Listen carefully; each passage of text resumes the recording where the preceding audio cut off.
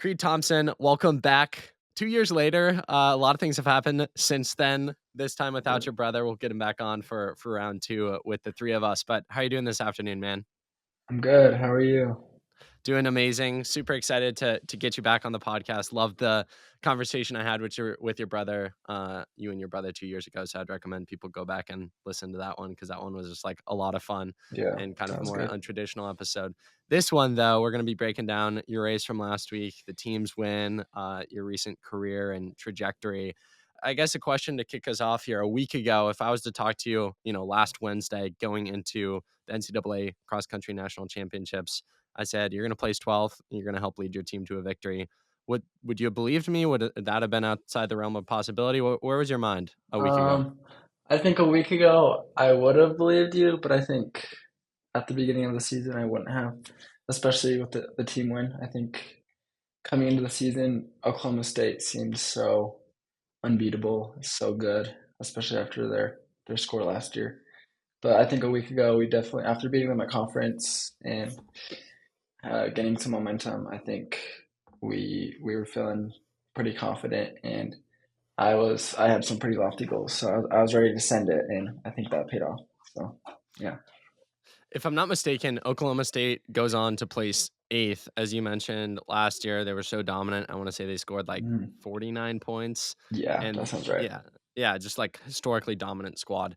Can you speak as someone who's in the NCAA? Can you speak about how unpredictable the landscape of the NCAA is, as well as just like cross country? Like generally with track, it's a Mhm. little more predictable, but like if the meet's in Wisconsin, could snow, things could happen. The Yeah, cross country season's long. Can you speak to that aspect of just like you don't know until the day of the national meet? Doesn't matter how good you look the first race of the season. yeah, yeah, exactly. I mean, I think they've been looking good all year. I think we got a little lucky at conference beating them. They obviously cross country is unpredictable, like you said.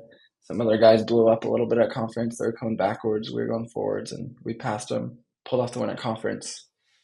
And that gave us a lot of confidence because we knew we were probably better at running in the cold than they were. We were hoping it was super snowy, super cold. Obviously, that didn't end up mattering, but I do think the cold definitely helped us, probably hurt them a little bit, and I also think their confidence was probably hurt a little bit from losing to us at conference, and also just the messiness of cross country. There's so many people. I remember at 2K. I don't know if many people know this, but at 2K, Hopton Samuel fell, got back up, and then at like 5K is when he almost fell again and his shoe came off. So not only Poor did his guy. shoe come off, he also fell. So he's a legend. He did really well. But yeah, it's just super messy. Anything can happen. So I think that really played in our favor. If we're talking about track and we were to have this conversation this past spring, it's very straightforward in terms of talking about the races, the training, the landscape of the races. Cross country is just like fun and exciting, and there are all these Hmm. variables that we've been discussing in this conversation. How fun is cross country and like being a part of a high level NCAA, I guess, championship squad? Yeah, it's there's really nothing like it. I think track is so individual, and obviously you have your team, and your team can win. You score for your team, but cross country is just so different. Like you need to be able to suffer with your boys, to love your boys, and have such a bond with them in order to build a team that can potentially win a national title. And yeah, there's just nothing like cross country. I think the relationships you make are so awesome, and especially for like I've always been a cross country boy. It's always been my best event. I've always loved it. But like Lucas Bonds, he was our fourth guy at nationals. He's always been a track guy, and I think the past few years have definitely helped him realize how awesome cross country is, and also helped him bloom as a cross country runner. So I love it. Fun fact about Lucas Bonds: he goes to, excuse me, he went to, I believe, Dublin Kaufman, for sure one of the Dublin Hmm. schools, but I'm positive, almost positive Dublin Kaufman, which is 15 minutes away from where I currently live in Columbus. Oh, And the guy nice. that edits the podcast is a senior in high school at Dublin Kaufman.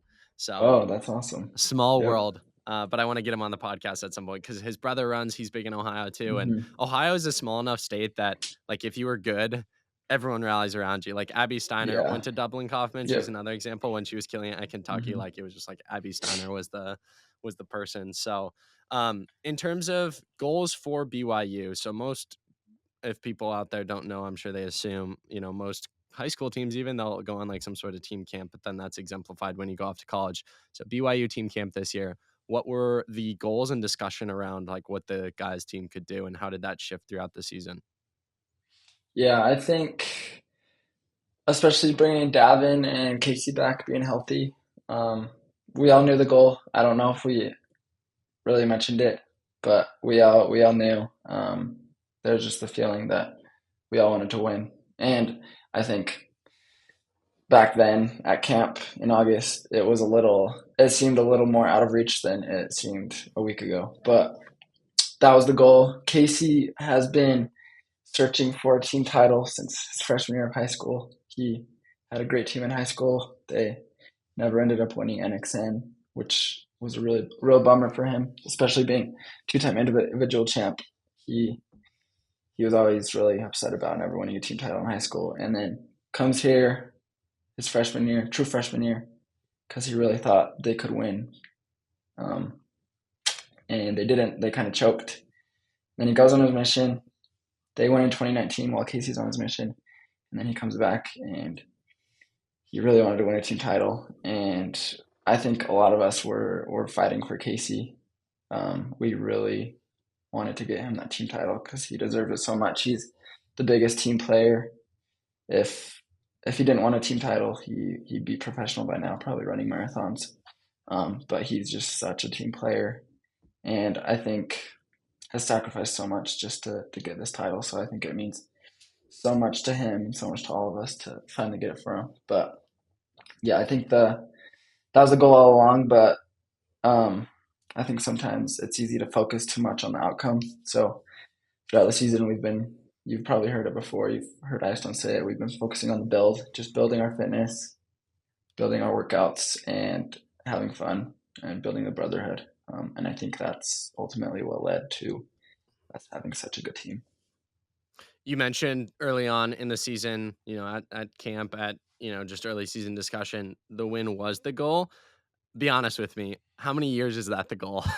And what Yeah. made Oh this year yeah. different? What made this year different that like made you guys believe and buy into it? Or do you always believe and buy into it? Because I'd imagine that there have probably been some years where NAU is just too good or like Oklahoma State's too hmm good, which is kind of what it seemed like this year. It didn't end up being the case where your goal is to win a team title, but I'm sure there's a part of your brain creed that's like a little rational. hmm Take me through that process. Yeah, for sure. And Ed is a big believer, but he doesn't want to be unrealistic. So a lot of the time at team camp, he's like, "All right, we I know we're really good, and if we get on the podium, then that would be awesome because being on the podium is really hard. But we've been on the podium plenty of times. We don't want to just be on the podium. We want to win. In 2021, I think we weren't great until postseason. Postseason, we started to believe that maybe we could win. We didn't even close. We choked. We got seventh. 2022, we thought we could win. Also, we had just gotten Christian Allen from Weber State, who had been 14th at Cross Nationals, I think. And yeah, we had a really, really good squad. I think we had all seven guys finish top 50 that year. But Oklahoma State and NAU were just better than us. So I do think most years the goal is to win, even if some years it does feel a little more unrealistic.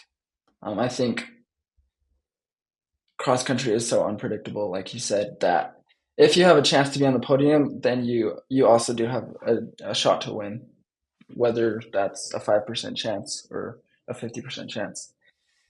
And yeah, we knew this year was a higher chance than any other year we've ever had, probably, including 2019 when we did end up winning. Um, so I think, yeah, that was definitely in the back of our heads that if we're gonna win, this is the best shot we have, the best shot we've ever had. So we had to make it count. 2022, you placed 35th at the NCAA Cross Country National Championships, and then last year you placed 46, which on paper, quite frankly, is still, very impressive. I know it's right outside All-American territory, but Yeah. as a high-achieving athlete like yourself, I'm sure you were bummed out from that performance. How much of a chip on your shoulder did you feel coming into this year after last year's performance? Specifically, you've talked about this in this conversation, but I can also deduct it just from knowing you a little bit. Like, it's all about the team, right? And so for Hmm. you, it's not even like, oh, I was 6 places off of a All-American trophy that I'll put in my room. I'm sure that matters, but it's more like, I want the team to win. I want the team to do as good as possible. If I score lower, they're going to score lower. What was your Hmm. perspective coming into this season after last season's result? Yeah. Last season going in, we thought it was going to be our best shot at winning. But then Casey got injured, Davin got injured, so that kind of threw a wrench into the plans. But coming into championship season, I was leading the team in most races, and I felt like I was really good, and I felt like I could have been a top 15 guy. Um, and I didn't run well. I did have some injuries. I had two pubic bone stress fractures, but I still felt like I should have ran well. That's why I didn't It's run crazy at all flex. last track season. But yeah, Two stress 46 was fractures, and definitely you're like, nah, I yeah. still got top 15. Yeah. You're not human. I was definitely disappointed with that. Especially since I felt like I let my team down. We barely hung on to that third place finish, which we were still really happy about. I think getting third last year was a miracle. But yeah, that definitely left me really hungry. Like I said, I'm a cross country guy. I've always been a cross country guy, and I love it so much. And I think that's where I thrive the most. So it hurt to, in my mind, waste an opportunity to prove myself. So I was super excited to prove myself this year, and um, I just was ready to go for it and send it. And I'm definitely happy with the result. I think 12th is really good, especially with how many transfers we got from Africa this year. There were so many good guys. Um, and yeah, I'm really happy with the 12th place finish. I think that definitely the best thing on my resume for sure. Quick little detour on that point. As much as you're comfortable speaking with and about, and we can cut this out if you're not comfortable. But I specifically want to talk to you about this because you run for BYU. Um, Take on international transfers. These are just all very hot subjects at the moment. Hmm. International transfers, age within the NCAA, and then I'll throw a third one on there that I don't think will affect BYU yet, but the like SEC roster limits that could Mm, affect the rest of the yeah, conferences. I think I think Ed Eyestone is the best coach in the country. I think Mike Smith is obviously probably just as good. I'd say those two are the best by far. Dave Smith is a really good coach, but I think there's a difference between paying your way. I don't want to be like you said. It's a tough subject to talk about. But there's a difference between paying your way to a good team and developing your way to a good team. I think lots of programs this year try to pay their way to a good team and buy some recruits that were already very good at running. And obviously, we have had some very good recruits that were already good at running, like Casey Klinger, Aiden Trauner as NXN champs. But I think they were not on the level of some of these other recruits that Oklahoma State got or Iowa State. And we also have some very low level recruits. A lot of people don't know this, probably don't know this, but James Corgan sucked in high school. He was not good. Joey was all right. Sorry, James, if you're Like listening. they like yeah, they were good runners, but for coming to the best program in the country, they probably got a little lucky. But yeah, they didn't have the best accolades in high school, and Ed has been so good at developing them, at developing me. I feel like I was a pretty good runner in high school, but I think Ed has definitely developed me and Davin a lot. And our team culture is a big proponent of that. So yeah, I think I'm so glad that we were able to win with the local talent. Four of our top five this year were Utahns. Five of our top seven are from Utah, which is super cool. I think that's so awesome, and it's just a testament to how good Ed is at coaching. If you needed more proof, obviously we had two top 10 Olympians. Manson, Clayton. But Ed is such a good coach. People need to start realizing that and need to start coming to Utah and training under him. And then with the roster limits, that is a tough subject. I don't think the Big 12 has come out with the numbers quite yet. I think that'll come out in the next few weeks. That'll be really interesting to see because it's going to be harder to get recruits like Joey and James that maybe weren't great in high school, but we took a risk on them, and obviously it paid off. James is an Olympian. Like, he has made incredible progress in college already, and he hasn't even been here for that long. And it's going to be a lot harder to take chances on lower level recruits like that often pay off. Like Kenneth Rooks was a pretty low level recruit as well. So I think it does make programs more elitist. It makes it so we can only recruit guys that run under 405 in the mile or something like that. Like, you have to run like crazy times to just to get here. And I feel for the kids who maybe haven't quite bloomed in high school that still have lots of talent and they haven't quite proved it. So I think that's going to be really hard, really tough. And also, we're going to have to cut a lot of guys. And we've already cut a lot of guys in the past. Like, we've cut a lot of talented guys that could have been really good, but they just haven't proved it yet and maybe lacked the hard work. So I think the roster limit is going to really make cross country interesting, and hopefully it makes us better, but I'm not sure that will be the case. In terms of the age conversation, what's your take on that? And so it's funny because I got. Do you see what I got heat for last week Oh, on no, I Flotrack's didn't. No. post? Okay, so there's a No. guy named Everett Silva who you Yeah, may know that okay. He name. runs for Oklahoma City. He runs for some NIA school, yada yada Yeah, yada. and he was at Um, Portland, right? he was, and then he got. Well, I'll just leave that vague. Yeah, People can yeah. look into it. But he transferred to NAIA school, and I think he's 25 years old. He's not even Okay. running in NCAA now. Like, he's not running for a top program. He wins a national championship. My comment on FloTrack's post, which was like announcing him winning, I said, "We need age limits in the sport. Full-grown men who squeeze every last ounce of eligibility to try and stay relevant racing against 18-year-olds doesn't sit right." Now, for the context of this conversation, I think that's Everett dependent, because he's been in the sport so long. It's like he's trying Yeah. to stay relevant and run something fast enough to get a pro contract when it's like, I just don't think he's fast enough to get a pro contract. I hope he Yeah. proves me wrong. Like, I want to Yeah. see him succeed. Where I relate this to a conversation with you, in all honesty, in my opinion, and I want to get your take on this, the difference with BYU is it's almost always a religious reason. You guys go on a 2-year Yeah. mission. And so I think there should be more. It's just kind of this gray area, but like, I'm a very religious person. I'm Catholic, I'm Christian. And so Hmm. I totally respect and understand like your religion and the mission. Like, I'm so impressed. It's so Yeah. impressive that people go on mission for 2 years and then still come back to the sport and kick butt. And so I think there's more room there, I think, for understanding.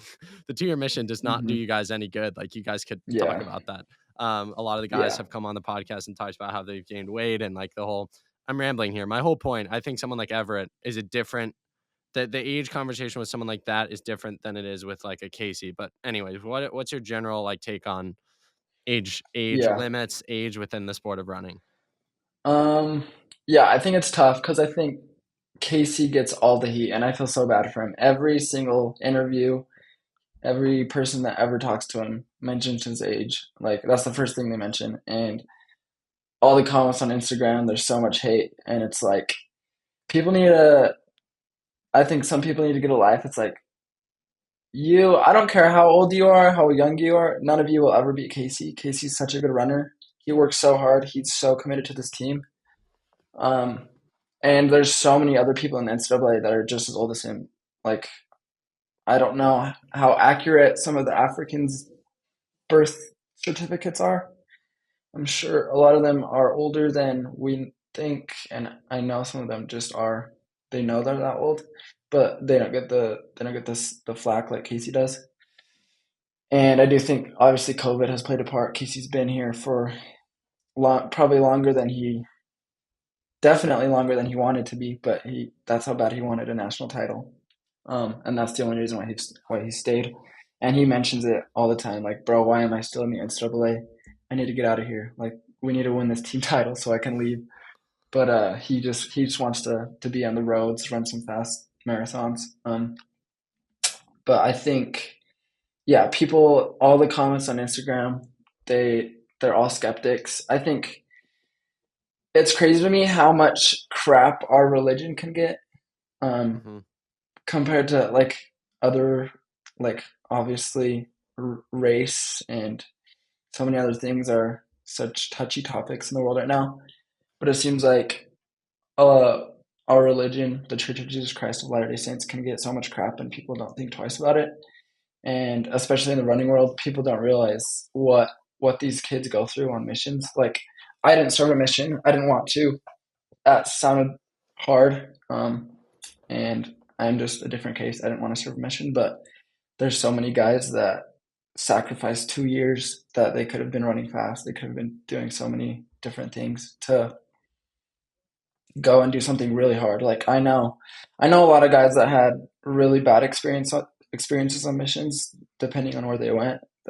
Garrett Marsing, he was on the team a few years ago. He went to Russia, and I know he had some really hard experiences and did not have fun for 2 years.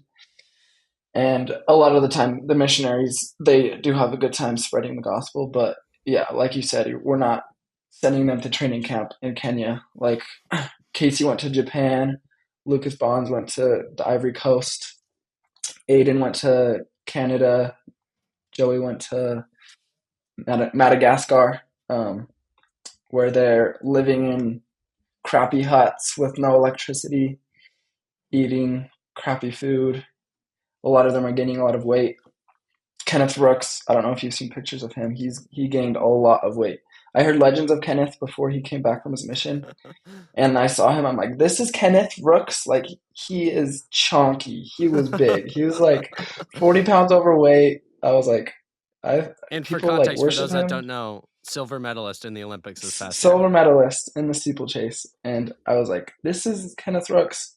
And then he's patient. He worked hard for 6 months to get down to a normal weight, and then ran pretty well at NCAA's. He qualified for NCAA's. That's a miracle in and of itself. Um, but yeah, people don't realize like what these kids go through. They're walking around, knocking on doors all day. They're they have depends on the area, but they have like 30 minutes every morning to exercise. And some mission presidents, that's what we call them, they're the leaders of each mission area. They give leeway. I know, like, one kid on our team, his mission president was a big fan of BYU cross country, so he let uh my teammate run like 4 miles every morning, which is pretty good. But most guys maybe run 2 or 3 times a week. James Corrigan, I don't think he really ran all his whole mission. I know people, like guys on the team, who ran maybe 50 miles their whole mission, or maybe some guys ran like 30 miles a week. Like, it's all dependent, and they're not there to train. They're there to spread the gospel, serve others, which is so awesome. And we need more of that in this world, is just being kind, serving others. And I have so much respect for all my teammates and what they went through on their missions. And it's just sad how much hate they get on Instagram and on social media. But they're just really good guys. And just because they're a little older doesn't mean they deserve that. Right, 100%. Do you think that there should be there should be some cutoff, like whether it's like 30 or 35, or like this Yeah, one yeah, TikToker? I don't know if you've ever seen Aaron Brown. Have you ever seen that name? yeah. Is he He the made a one that whole made the Unk video? yeah, Was yeah. that him? Yeah, Yeah, I he's mean, he makes funny. all sorts of videos, but he made a video. He loves Everett, and he made a video breaking down my comment. And was like, this kid's rolled. He was terrible in high school, and Okay. and he tries to Yeah. stay relevant through his podcast. I'm like, yeah, I wasn't the best in high school, but okay, kind of irrelevant. You're not fighting my point. At the end of the video, he goes. At the end of the video, he goes. He's like, a 38-year-old grown man wants to compete in the NCAA. Like, why not? And in my mind, I'm like, that's just like Yeah. that's too much. I think there's a Yeah, point. that is definitely Also, too it's hilarious much. because I said, come and debate me on the podcast. And he said, name the time Yeah. and place in the comment section. And then I messaged him and said, like, I dropped my number. I said, like, text me and we'll schedule it. which you can speak to. I schedule things over text, like my Oh DMs yeah, get too full. And he's like, yeah, he left me on red. And then when I pressed him about doing the podcast, he was like, we can just schedule it through here. I'm not going to text you X, Y, and Z. I'm like, bro, it's like my podcast. Like, yeah. anyways, yeah, I think 38, like that's just diabolical, right? It No, just yeah, doesn't. So do you think there that's should be a pushing it. number? Do you think the NCAA should come up with a better system or no? Just leave it Yeah, how it it's so is. hard to say because there's so many different circumstances. Like Grand Blanks, like I know he took a gap year before he came. Like that wasn't for any religious reason. That was just because he wanted to take a gap year. I don't know. I'm sure like people from outside the U.S. are going through different processes to get here. Um, but yeah, there's definitely a line that probably needs to be drawn. Like yeah, like you said, 30 years old is probably pushing it. But yeah, I don't know. Maybe there might be too many different things that can affect it. Um, but yeah, maybe I don't know. I can't throw a number out there. Right. Maybe it needs to be 30. But yeah, if you were never went to college, you were never an athlete, but then all of a sudden you get into some sport and decide to go to college for that when you're 30 years old, maybe that's I mean, it's like Jakob could, pushing I it. think, under current rules, get 6 years in the NCAA right now. Yeah, that's crazy. And I because don't know he's how what, fair that is. 23? Yeah, Probably. Like that doesn't yeah, sit right. that'd be crazy. Yeah, Yeah, especially with the new NIL stuff, like, because I know before it was like if you Oregon make a wants to pay certain him like amount of 20 money, million a year. yeah, Can you imagine? yeah, He'd win yeah, everything. He'd win that would everything. be crazy. I would But kind of be here for that. I would make an exception for Jakob just to see how many titles that he could rack that up. would be kind of cool. I'm not gonna lie, very 10K, intimidating. 5K, 15 steeple all in one weekend Seriously, in Eugene every that year. would be awesome. Yeah, I think my idea here that I'm curious to get your take on is like I think the NCAA should come up with some committee that votes. They have a set in stone rule of age, and then they have some committee that basically a kid would Hmm. apply to and make a case Yeah, on why they have a unique exception. that's The United that's States is fair. predicated on religious freedom. So I think that, a lot of the BYU kids, like, that's why a lot of this comes from my religious upbringing. I just have a greater understanding and appreciation for it. I think all of that, like, totally makes sense, and so there should be more leeway there, and you kind of Hmm. explained, the 2 years are a net negative, like, Yeah, it's not this thing of you guys are older, so you're better, and then I think there are so if, one of you applied, it's, like, a way more easier yeah, no, process, that but if makes someone else sense. applied who just randomly milking out years to try and stay relevant, it's like, Yeah, I would shut that down. yeah, So I I think they think need to come committee would together with make some sort sense. of Yeah, committee. Yeah, yeah. hmm, yeah, that's a Going good idea. back to what we were talking about. So we were talking about team goals going into the season. For you individually, what was the conversation in your head of what you wanted to accomplish this year? I think going in, I think the stride report last year ranked me 13th before nationals. So I think coming in, this year was a little different. Last year I was running 95 miles a week. I was really fit. Um, but after the double pubic bone stress fracture, and I got a stress fracture in my pubic bone my freshman year as well, and then that's what Davin has been dealing with the past 2 years, pubic bone stuff. I don't know why it happens. I don't know what's wrong with me, but um, the training plan going in this year was a lot different. We're kind of pulling from Parker Volby a little bit and doing lower mileage, but still a lot of volume with cross training. So my training was, and Davin's was pretty similar too, was about like 65 miles a week with like 5 or 6 hours of arc trainer on top of that, which is horrible. It sucks. Like I think I'm putting in more time than Joey and Casey who are running 100, 105 miles a week.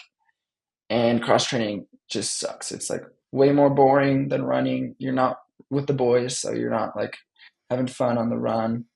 Um, you're sweating.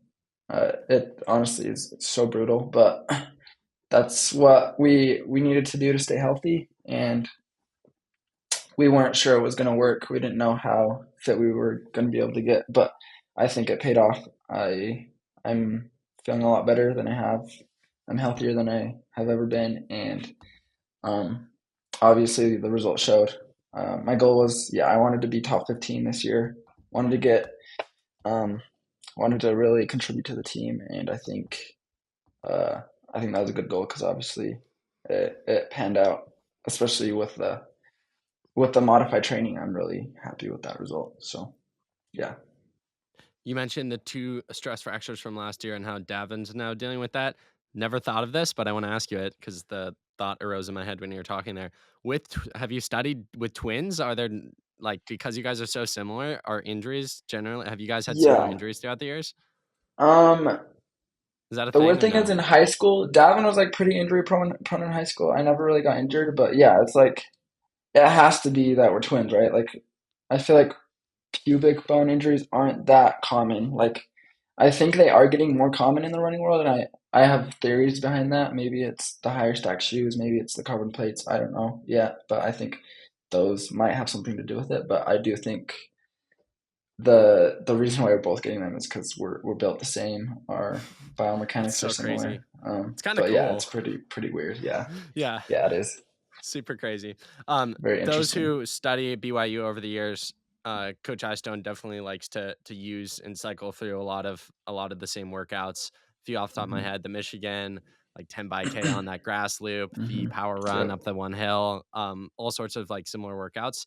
Were there any you did this year comparing yourself to previous years that gave you confidence? And do you like doing kind of similar workouts every, structure season, Yeah, or do you feel like sometimes it can put you in your head and you get worried that you're behind where you used to be? yeah.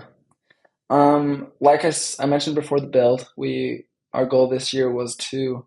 I think in previous years we've gone a little too hard early season in our workouts, so we've gotten a little too fit too fast. So this year we did the same workouts. We do 10 by K, and except this year we implemented double thresholds a little bit more than previous years. But we do like 8 by K in the morning and then something else in the afternoon. So it's still pretty similar. So but we'd go like a lot more chill than a normal 10 by K workout. So I think that was nice. We made sure to keep it controlled early season. But yeah, then late season when we got into the big boy workouts like the Michigan and Hobble Creek, which is 8.3 mile uphill kind of progression tempo. Those are our two most brutal workouts. And I know the Michigan was really good this year. It was so brutal. Aiden and Casey were so fit. Like Aiden was unbelievable. It was crazy. But we went fastest we've ever gone by far. I think we went 4:22 for the mile on the track, um, and then like 4:45 for the grass mile tempo, and then 3:15 for the 1200. Maybe it was 3:14 for the 1200, and then like 4:43 mile on the grass tempo mile. 2:08, 4:40, 59, and then like 4:38. So that was It's like crazy. super hard. It was pretty hot that day too. But yeah, me and Joey were suffering. Davin got dropped. Like it was like carnage out there. But Aiden and Casey looked really good, and the fact that we just ran faster than any other year definitely gave me confidence. I think it is nice to when you do run faster in workouts from previous years. It is definitely nice to feel confident about that and feel like you're more fit. But at the same time, um, when you don't run faster, I think it is good to not get in your head because I do think so much of running is just confidence. And if you're running hard and you're breathing hard in workouts, then you're getting fit, you're getting the benefits. Yeah, and then we did for the Hobble Creek workout the 8.3 mile progression run uphill. Mance and Clayton do that with us pretty often. And usually we break it up into like 15-minute segments. Usually we do like 15 minutes chill, which is like 5:30 pace usually, and then the next 15 minutes thrill, which is usually like 5:15 to 5:20 pace, kind of depends. And the last 10 to 15 minutes is we call it kill, just all out basically. This is definitely the hardest workout we do. Like so much carnage, like so brutal. Um, and the second time we did it this season, the first time we did it with Clayton Mance. Mance broke the course record as usual. Everyone looked pretty good. But the second time we did it, we were more fit, and we split it up a little differently. We decided to do the first 20 minutes chill at like 5:30 pace, but then just crank the last 20 minutes. And we went like five. I think we were going 5:30, just some 5:30 the first 4 miles. And the last 4.5 miles were like 4:55 uphill. This is uphill. and it was so hard. Like once again, Casey and Aiden are all monsters. They were pushing it. They were the governors. They're putting the pace on it. But it was, yeah, it was brutal. But they were super fit, and we ran the course record for the college guys. Not we didn't beat Matt's course record, but course record for the college guys, which was really cool. So I think yeah, beating our times from previous years definitely gives us a lot of confidence, and um, yeah, I think it's honestly really fun.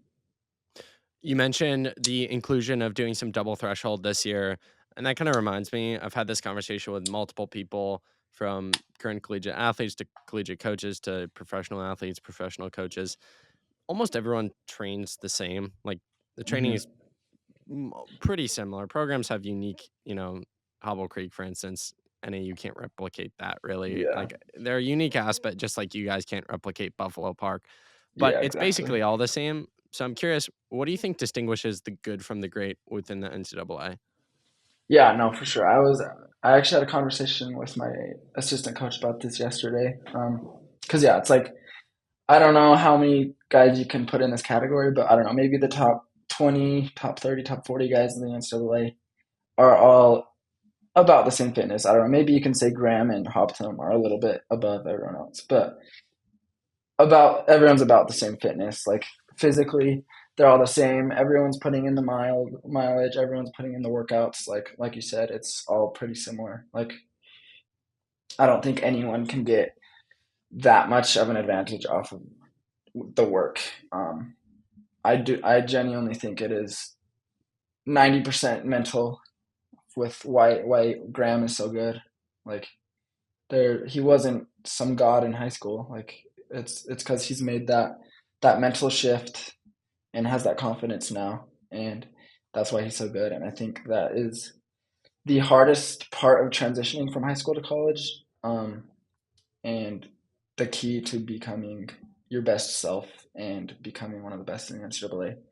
And it's so hard to get that confidence when you're getting wrecked your freshman year. But I think it just takes some good work. You do need to be fit, and then you need to be able to send it and trust your fitness and trust the pace and just send it in a race and get a good result. And then from then on, you'll be more confident in yourself and keep doing that over and over. Like just send. I'm just gonna send it today, and then when it works out, you know you can do it again, and you have that much more confidence. So I genuinely think the mental strength and the confidence and the belief is such a huge part of running, and I definitely tried to embrace that going into nationals this year. Speaking and going back to you talking about Big 12s and the shifting point of beating Oklahoma State. Wow, that light is so light for those watching on YouTube. Um, and if you're not watching on YouTube, go over and subscribe to our channel. Help us out there. Nice little classic plug that every podcaster does. Okay, so yeah, Nationals, Big 12, that shifting point. What do you think was different about Big 12s, and how much of a momentum shift do you feel like that was for you and the guys to show like, wow, we could beat what we thought was unbeatable, and Hmm. this is crazy. Maybe Nationals can turn out a little differently. Yeah, no, that was. I was talking to some of our sprinters in the training room before we left the conference, and they're like asking like what I thought was going to happen, like how I thought it would turn out. And I don't know what number I don't remember what number I put on it, but I was like the chance of us winning conference is pretty low. Like it's hot, it's in Texas, like the the people from Kenya are from like Iowa State, Texas Tech, Oklahoma State. They're so much better. I don't want to say so much better, but they're better at running in the heat than us generally. And I told the sprinters on our team, I was like, I think we have a better shot at winning nationals than conference. Like the chance of us winning conference is so low. And there's a few like the Stanford twins on our team are like they're the hype mans. They're like, bro, we can win this. Like we got this. We're gonna do so good. I'm like, bro, there's no way we win. Like I was gonna go and run my hardest. I wanted to do really good as a team and individually, but I just I was a little skeptical of us winning conference. And then the race started. It was the hard move was made at 2K, and it was basically Casey, and then the Chariot and Kipchoge from Texas Tech, and then like Musau, Kip Kemboy, and Kipngedich from Oklahoma State, and then like a few other Africans up there. And then the chase pack was basically me and James and Joey and Lucas and Davin, with a few Iowa State guys in there. And some hard moves were made. A wrong turn was made by some of the guys, but it was a little messy. Um, and then I think with like about a mile to go, actually maybe it was a little less than that. I think it was about a K to go. Our assistant coach was like, it was me and James and Joey together. We were packing it up, trying to close hard, and our assistant coach was like, "You guys have to catch three guys in orange, and then we can win." And I was like, "There's no shot." Like, and at this point, Victor Shitsama had passed us too, so there's four Oklahoma State guys in front of our second man, and I was like, "There's no way." Like, they're way up there. I was being negative. I should have believed in myself, but I was being negative. I was like, "I'm hurting." And then Joey starts cooking, and we pass Laban Kipkemboy. He was going backwards, and then we pass Shitsama and almost caught Kipngedich. And then a few of their guys, I think their fifth man also was going backwards too. And Davin and Lucas closed hard and caught them and turned the tide. I think we were down by like 10 points with the K to go, and then we ended up winning by 10 points, which was like insane. Like, we finished, we're so tired, we're leaning over the fence, looking up at the scoreboard, and it's like, all right, BYU's ahead. Through three runners, we were ahead.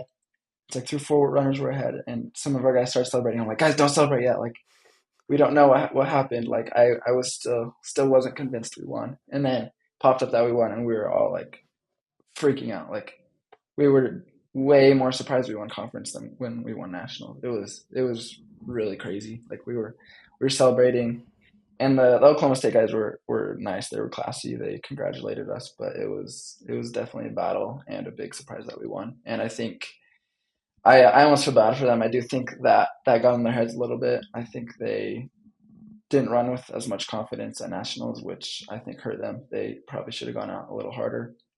Um, and I think that's definitely a big reason why we were able to feel really confident going into nationals and run from the front and get out hard, which almost bit us in the butt, but we held on, so it was good.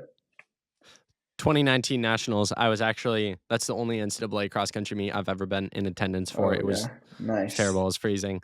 But a fun day. Yeah, BYU obviously kind of like shocked the world there. And yeah, some of the conversation at the time was, quote, because of the weather, which I think is always a little disingenuous. Like, it's always annoying when you're like win something and then yeah. people always find some, like, even I'll use an Excuse. example with my family.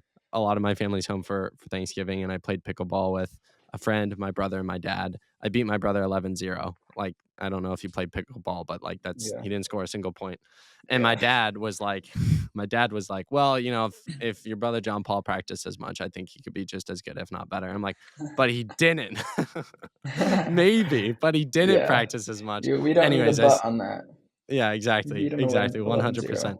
So Yeah. this year, though, also win. And the weather wasn't, honestly, it seemed pretty cross Yeah. country esque, but Yeah. you guys seem to thrive in these kind of unpredictable conditions.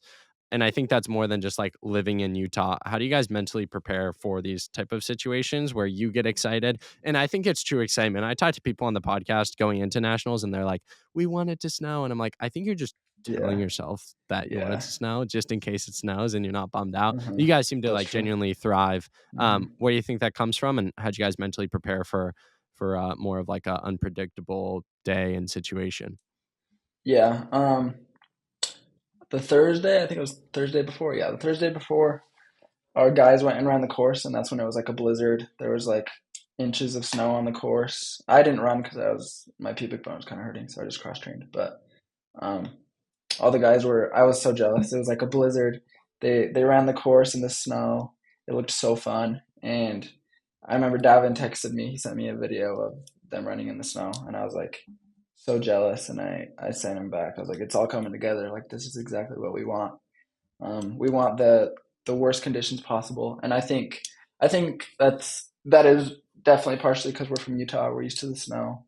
We run in the snow all the time, but we're also just tough. I think Ed has been saying all year, there's talented teams, there's tough teams, and the best teams, the teams that are going to win, are the talented teams and the tough teams. They got to be talented and tough, and he's really been drilling that into us this year, and telling us that we're tough, telling us that we're talented. And I think no matter the conditions, especially when it's bad conditions, we're so tough. Um, I don't know why, really. I think we're used to it, I guess. But we were really wanting it to snow on Saturday. Obviously, it didn't matter, but I think it was honestly perfect conditions on Saturday. I think, I don't know what it was, maybe 45 degrees. I wasn't really cold at all during the race, but I think the conditions were pretty good. I wish it snowed. That would have been super fun. It snowed at a regional meet. It was snowing. I've never raced in snow, and it was so fun. Like, I had a blast there. So yeah, I think that's definitely a big um, confidence booster for us when the weather is bad. I think it's one of our strengths. But yeah, I think with all of us, most of us being Utah natives, Lucas is from Ohio. Obviously, the weather is pretty rough there. I think that's probably a big reason why we're so tough and used to the bad conditions. But yeah, we love it. One memory from that 2019 race, I was standing right at the start line. I was like in 8th grade at the time, so super young. Is Ed and one of the assistant coaches putting something on the runner's legs, which Yeah. was probably olive oil, knowing what you guys Yep. did this year. But I remember one of the race officials, these NCAA officials get so stingy when like coaches are supposed to get out of the box because you're Uh-huh. within the frame. It's like 3 minutes to go, yada, yada, yada. And I just remember them like screaming, like, get out of the box. And he was like finishing like the final few runners. Yeah. This year, I think it got a little more publicized that they put olive oil on you guys. Yep. Theory behind that for those that don't know the theory, as well as like, did it feel weird? I'm assuming most runs you're not used to like feeling oily. um Yeah. what was that like? Yeah, I had never heard of it either until 2022 at Oklahoma in at Nationals. We also put olive oil on. It helps like put a layer on your skin and keep the warmth in a little bit. And also, if it's like wet and muddy, it kind of repels the water a little bit. Um, but yeah, I think Ice Stone's been doing it since he's been running when he won cross country nationals back in the day. I don't know how many other teams do it, but I feel like at Oklahoma, quite a few teams were putting olive oil on. And honestly, it feels good. It's like in Oklahoma, we like warmed it up too, so it was like a nice warm coating on us before we ran. And it's definitely I think it definitely helps. I think it's also kind of fun. You feel shiny, you feel a little smooth, but yeah, I like it a lot. Funny story, probably shouldn't say this, but all the cameras were on us on Saturday. We're ranked number one going in, so all the cameras were on us on the start line. We're getting ready to go. The starters are giving us the directions as usual. The camera's going across, and I had to go pee so bad. I was like, crap, I can't run a 10K having to pee my pants this whole time. So I'm looking around like I don't know what to do. I can't like kneel down and pee real quick because all the cameras are on us. So I just peed my pants. It's like dripping down my leg, going down the olive oil into my shoe. All my teammates are laughing because it's like dripping all over me. It was so funny, and it didn't end up mattering. I'm sure it dried off during the race, but I didn't notice. It was funny though. Man, what a story. Thanks for sharing that. The sacrifices it takes. Do Yeah. you almost feel like that was necessary, such a strong word, but do you feel like that helped lighten the mood where that's the tensest moment, the Hmm. final minute when you're Yeah. starting on the line Oh and yeah. your teammates are aware that you're peeing yourself, and as you were saying, like they're laughing, making fun of you. Do you feel Yeah. like that kept the mood light and loose and ultimately helped when the race got started off? Yeah, for sure. I think we really like to keep the mood pretty light and just have fun. Joey's really good at that. Joey's just a jokester, and he always keeps the mood light, and we're always saying jokes leading up. But yeah, it's definitely really nerve-wracking going in, especially when you're ranked number one. There's a lot of pressure, so I think yeah, I think that definitely really helped lighten the mood, keep the vibes up, keep the positivity up, and yeah, I think it was, yeah, probably good for us. What's next for Mr. Creed Thompson? What's on your heart, on your mind? What do you want to accomplish in the coming year? Yeah. Probably race Boston in next weekend, depending on how my pubic bone feels. But Yeah, I have lots of track eligibility left. I don't have any cross country left, which is pretty crazy. The fact that I'm already done with cross is insane. But yeah, if I want it, I have 3 more years of track. So I really want to prove myself. I feel like I'm just starting to bloom, starting to show how good I can be. And I think as long as I can stay healthy, I'll be really good. I really embraced Cole Hawker. He had a quote this past summer. I know he dealt with injury, I think, in 2023. And coming into this Olympic year, he's like, I know as long as I can stay healthy, I'm going to be on the podium at the Olympics. Like, I'm going to be really, really good. So I've been kind of embracing that, obviously, with my modified training. I know that if I can stay healthy, I can perform really well and put in some good results. So yeah, hopefully you'll see me at some NCAA meets in indoor and outdoor. Hopefully, I'll be doing the 5K and the 10K. That's the goal. Um, but yeah, big goals. And then next fall, maybe I'll be doing a marathon. We'll see. Heck That yeah. that'd be fun. Yeah. You got the right coach and the right program. Yep. I have no doubt big things coming for you in that realm. Final serious question for you, man. For those who have listened to this conversation, look up to you, your accomplishments, how you've handled setbacks, helping your team win Hmm. NCAA title. What would be the takeaway message that you want people to walk away with coming out of this podcast? Yeah. For the people who take the sport seriously, the people who don't have a problem working hard, I think there are a lot of people who are really perfectionists. They work really hard. That's how I am.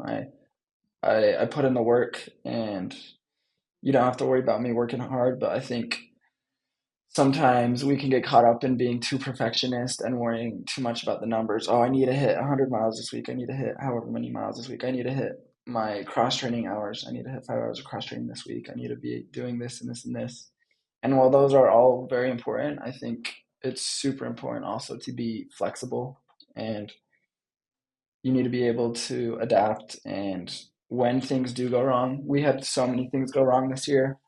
Lucas had his calf flare up, so he's had multiple weeks where he's just been on the bike cross training. Me and Davin have had our pubic bones flare up a little bit, so we've been cross training a lot. And you really need to be able to adapt to that and realize that, yeah, I do need to take a few days off of running and cross train, but that you can't let that ruin your confidence. You need to be able to still believe in yourself, not let it get to your head, not let you panic. I think it's super easy to panic when you're on the verge of injury, and I think staying healthy, being willing to. Casey has a good saying. He always says, "Take a day to save a month." Just take a day off. Just take a day off and rest up whatever it is that's hurting. That could save you a month of injury and of cross training that would set you back way more than just taking one day off. Because I think we can run as runners, we can really get into the perfectionist mindset of hitting our mileage, making sure our Strava graph looks good. And I think, yeah, it's really important to be flexible and make sure you're taking good care of your body. So, and Great most of all, have advice. fun. It's a fun sport. Just have fun. Yeah, for sure.